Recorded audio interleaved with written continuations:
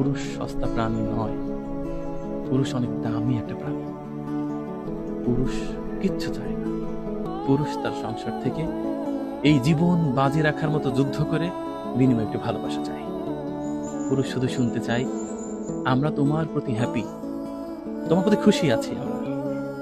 পুরুষ দিন শেষে অভিযোগ শুনতে চায় না, কারণ এত যুদ্ধ করে, এত সংগ্রাম করে আবার কাছের মানুষ এত অভিযোগের তীর তাকে ছুড়ে মারবে, এটি পুরুষ সহ্য করতে পারে না।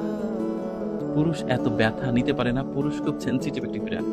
যে পুরুষ নদীর নিচেই ডুব দিয়ে মাছ শিকার করে সেই মাছ বিক্রি করে সংসারে চাল কিনে নিয়ে যায়, সেই পুরুষের কষ্ট সেই পুরুষই শুধু জানে। যে পুরুষ ইট ভাটায় সারা দিন কাজ করে, একটু ধসে পড়লেই একেবারে আগুনের মধ্যে পড়বে, সেই পুরুষও কিন্তু সংসারের জন্য করছে।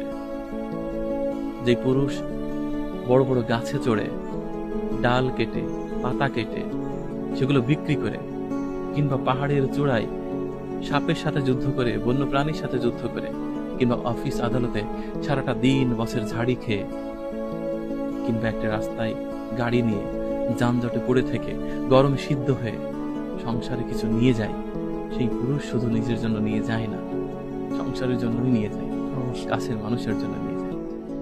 এই পুরুষগুলোর কষ্ট শুধু পুরুষই বোঝে।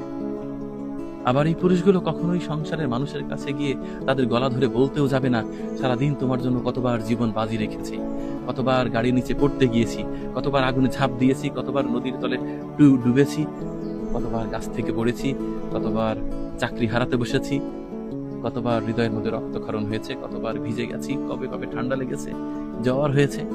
কখনো সেই পুরুষ তার কাছের মানুষকে জড়িয়ে ধরে এই উপাখ্যান শোনাবে না। এটি পুরুষের উদারতা।